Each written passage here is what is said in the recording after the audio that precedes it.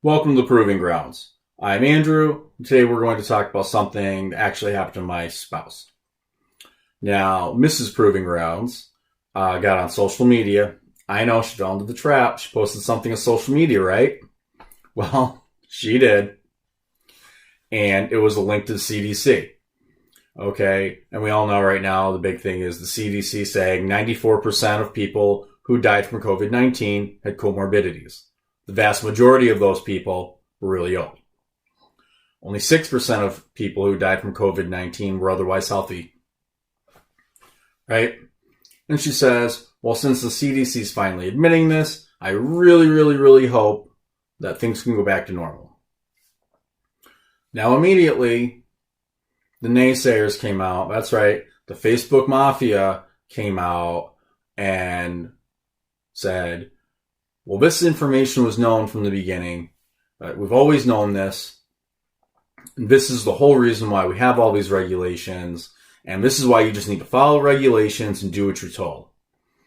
And the basic gist was your opinion's trash. These numbers show nothing. And that what you're trying to say is bogus anyway. And what I find disturbing about this is, these people are trying to say, basically, we know what the science says, you don't, your opinion's invalid. Okay? And personally, I find this to be the height of hubris, to just automatically assume that she's wrong because you disagree with her position that things should start to reopen. Things should go back to normal.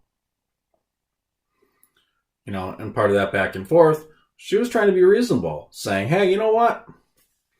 What I want is for me to be able to decide for myself how much risk I want to assume and live my life. And you can assume how much risk you want to assume and you go live your life. And the response was basically, well, that's not what's good for the greater good. The greater good is for you to wear your mask and do what you're told. Follow the regulations. Now, I 100% disagree with that statement. It's not the government's job to tell you how to live your life and what to do and when to do it and if you're a threat to other people. By virtue of breathing, no less. This is why having a strong philosophical foundation is so important, because that informs every other decision you make, is your philosophy. And a lot of people have this amalgam, this mesh of conflicting ideologies and snippets of philosophy that they got from their parents and from faculty from their school and maybe from some religion here and there, or what they think is supposed to be the right thing, without ever really stopping to consider what is necessary to live a proper life as a human being, as a fully functioning human being who's truly living and flourishing and chasing their values and, trying to live to their maximum potential. And to have that, you have to have a philosophy rooted in objective reality. Okay? You have to realize the world is what it is. A is A.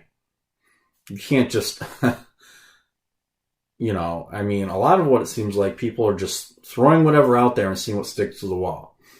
And to me, a lot of people don't really have a philosophy. Like I said, they have this hodgepodge, or they're just straight pragmatists, and they don't even realize it.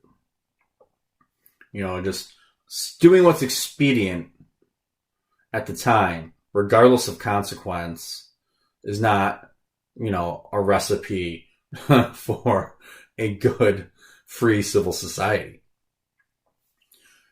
And to me, the arguments are constantly being put out there are, well, forget your rights, forget the Constitution, stop being so selfish, right? Oh no, don't be selfish, right? Well, to me, being selfish in a rational, intelligent way is a good thing. It's like anything. Oh yeah, of course, being selfish, if you go overboard with it, right? You go overboard and you're unreasonably selfish and irrational about it, of course it's a bad thing. It's like anything you do. If you are irrational how you consume water, you can kill yourself. You can actually kill yourself drinking too much water. It's really hard to do, but you could do it. You could get that done. Right? Hold on. Before we even get any further, no, I'm not saying we need to ban water. I know I don't want anyone to get out there thinking I'm a statist hoping to ban water.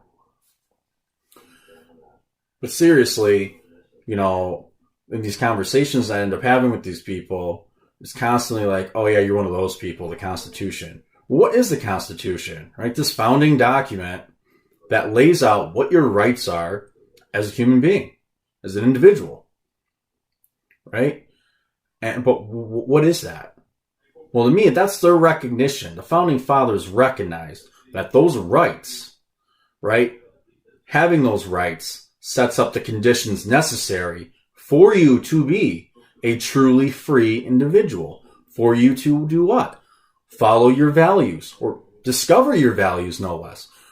Discover them, realize them, chase them down, pursue your happiness, live your best, most flourishing life possible.